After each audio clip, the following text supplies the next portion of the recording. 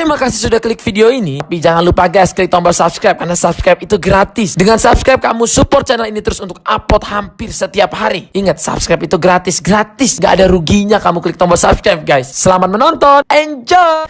I just wanna see the light.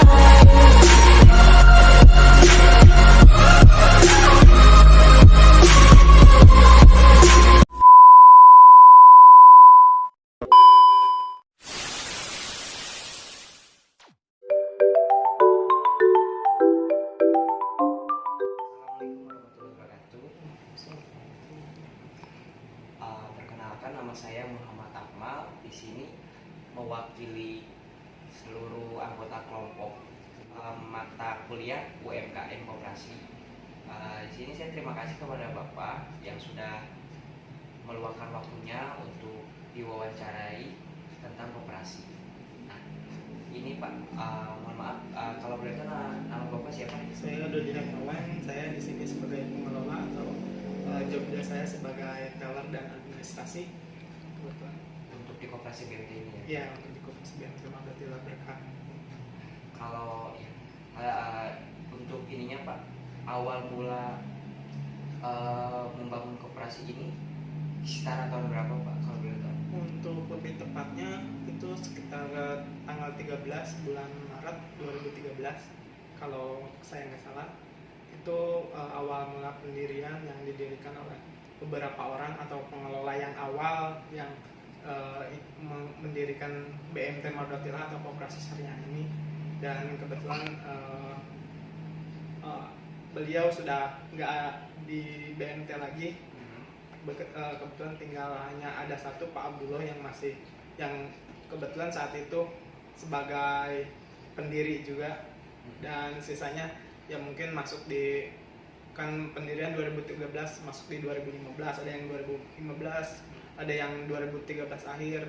Ya intinya yang pendiri itu yang kebetulan yang masih bertahan itu Pak Abdullah sebagai manajer sekarang. Untuk yang masih bertahan dari awal tuh sampai sekarang Pak Abdullah sebagai manajer. Nah, kalau apakah koperasi juga mengadakan rapat pertemuan selain rapat agenda tahunan?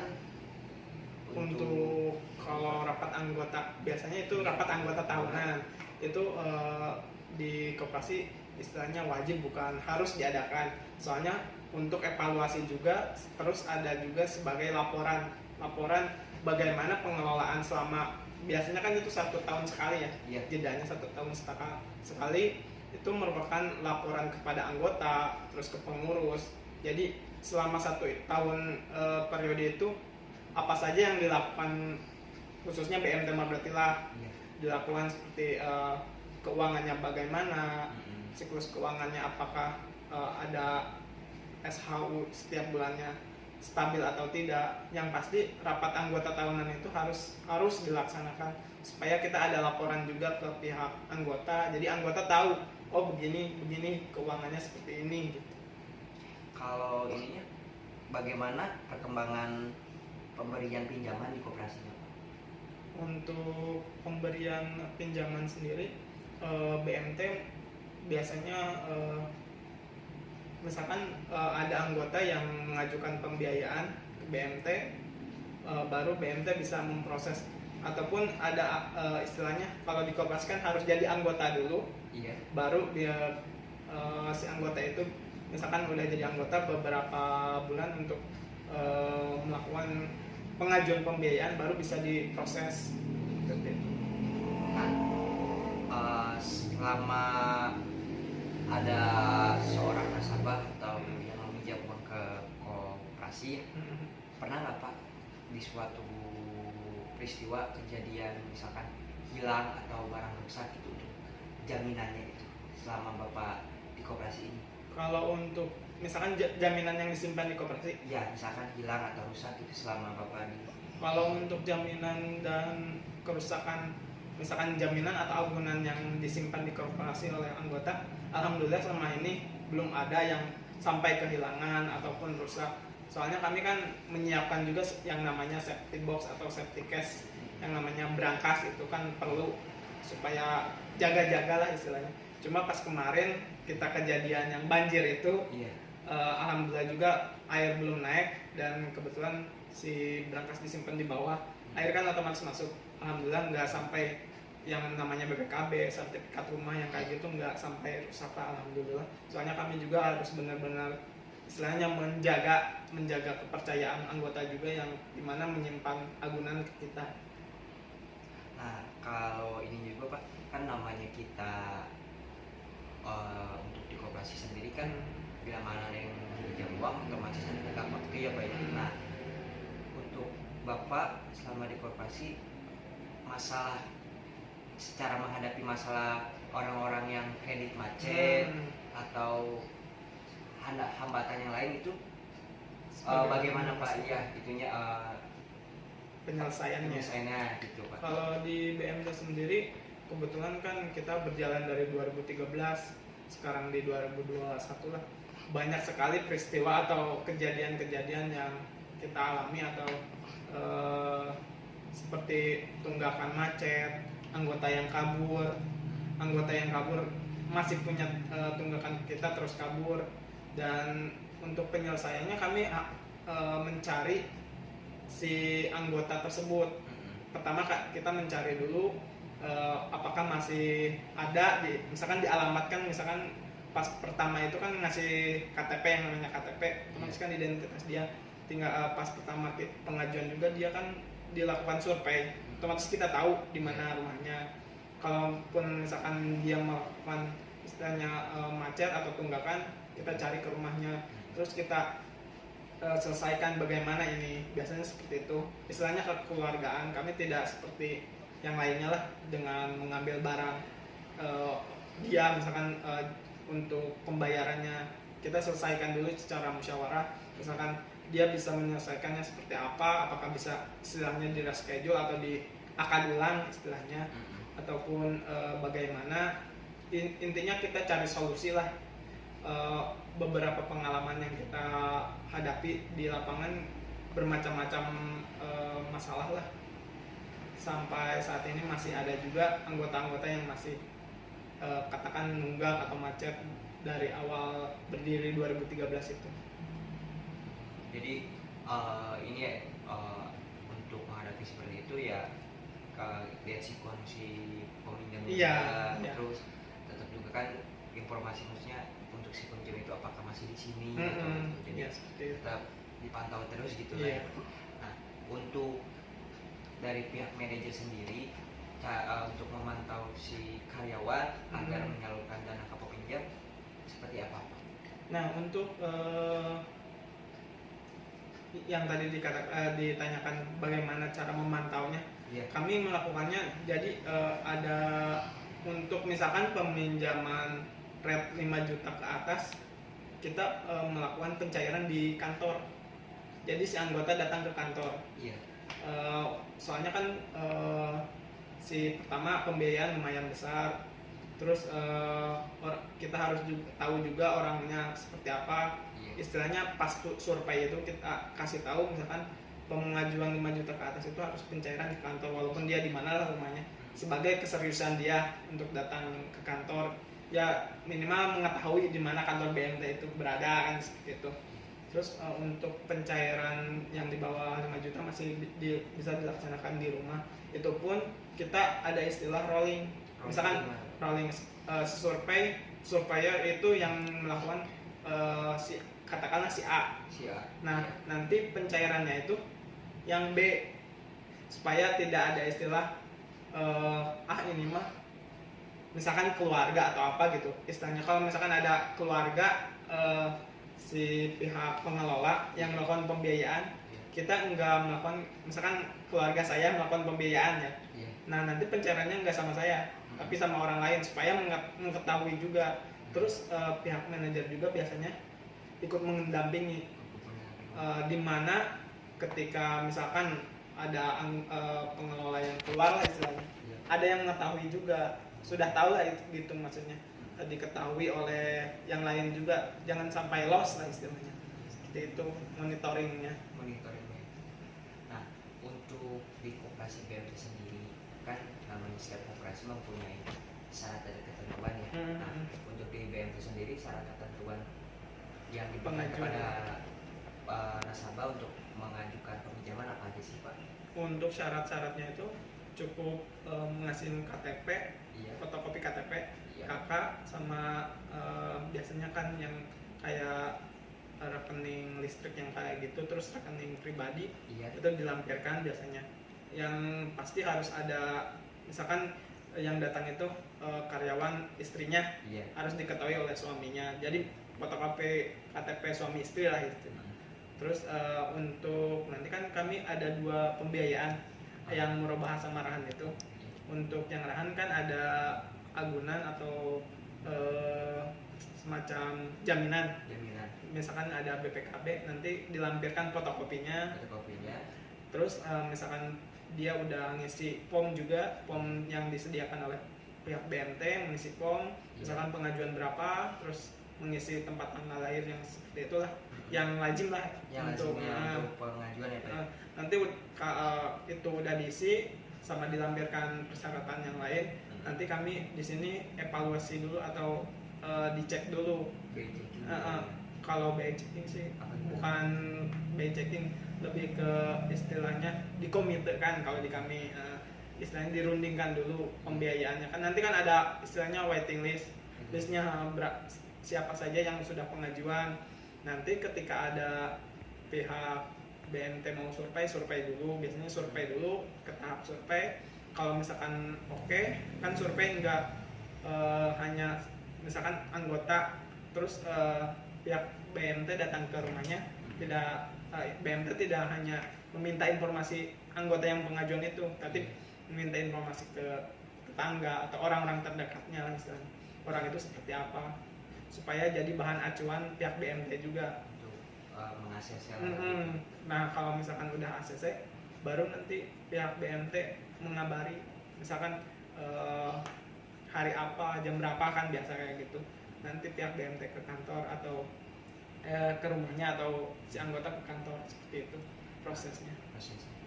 Kalau untuk waktu mengakses atau pencairan Nah. itu tuh menyangkut nominal apa punya standar tersendiri dari bapaknya? Untuk proses dari misalkan pengajuan ke ACC itu, Iya. itu kan pertanyaannya. Iya. Kalau kami sih lebih ke biasanya enggak tentu, jadi enggak ada batasan misalkan 7 hari kerja atau 5 hari kerja. Biasanya kan kami kan namanya koperasi harus mengumpulkan dana dulu biasanya. Iya. Pengumpulan dana untuk melakukan pembiayaan. Misalkan dana itu udah terkumpul, baru kita kalau kami sih nggak tentu kalau ada dana untuk pembiayaan, posnya untuk pembiayaan, ya kadang-kadang 2 hari atau 3 hari juga bisa diproses, ya kadang-kadang 7 hari baru bisa diproses. Istilahnya kita lihat dulu pendanaan untuk pembiayaannya seperti apa di kantor gitu. Berarti ya sedangnya mungkin dari 3 hari sampai 7 hari, 7 hari kurang lebih kerja. seminggu ya Pak. Nah kalau untuk dari koperasi sendiri bila mana ada kelebihan dana,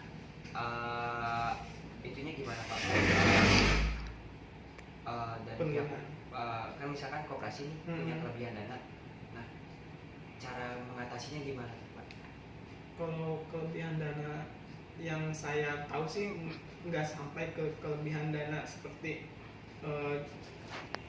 dananya lebih gitu. Biasanya kan kita lihat dulu keuangan juga untuk pembiayaan. Misalkan kita target per bulan itu 200 juta. Biasanya dari target 200 juta itu ya biasanya pas gitu, kadang-kadang pas. Kalau untuk kelebihan dana yang dimaksudkan mungkin Atasinya misalkan dari pihak koperasi ini pengadanannya kelebihan nih. Nah cara mengatasinya gimana? Apakah buat di ke yang lain atau gimana gitu, maksud saya tuh untuk mengatasi kelebihan dana yang disediakan gitu. Kalau untuk kelebihan dana itu sih sepertinya kami ya standar aja, maksudnya untuk pembiayaan itu nggak sampai kelebihan, cuma mungkin kayaknya lebih ke di kami itu ada yang namanya dana sosial.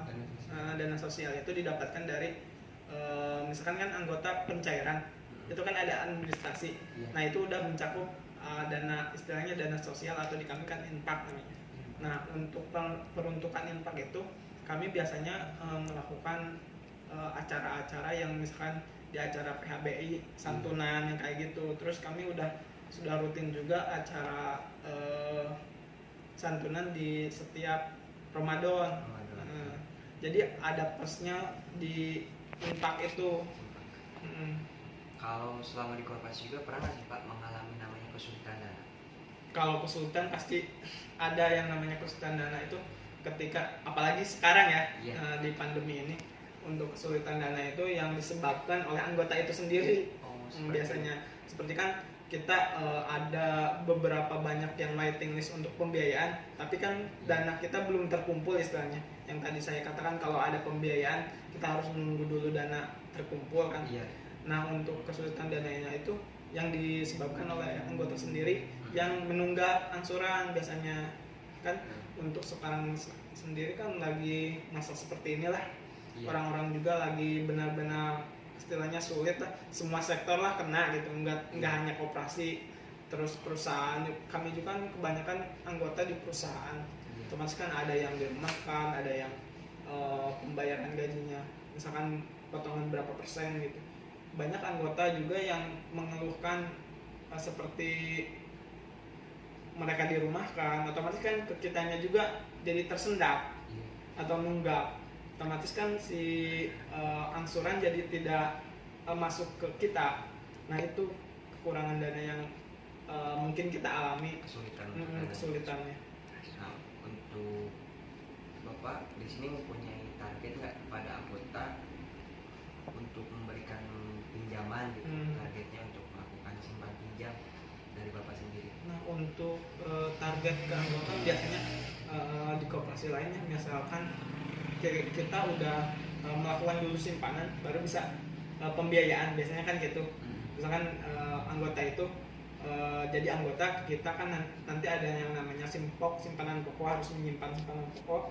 Terus ada simpanan wajib. Nah dari simpanan wajib itu misalkan dia udah nyimpan 500, nanti ada bukan target, misalkan mau pembiayaan di target berapa, nanti biasanya seperti itu kan. Nah untuk di kita sendiri nggak ada target seperti itu sih, cuma kita lebih ke menyeleksi anggota yang misalkan mau pembiayaan ke kita, apakah itu anggota baru atau lama. Jadi lebih ke bagaimana kebutuhan dia dan apakah dia bisa membayar ke BMT dengan posnya dia gitu. Apakah anggota koperasi percaya bahwa namanya koperasi mampu mengelola dana anggota dengan baik? Maksudnya apakah si anggota itu mempercayakan kepada pengelola bisa lah gitu mengelola dananya si anggota itu dengan baik?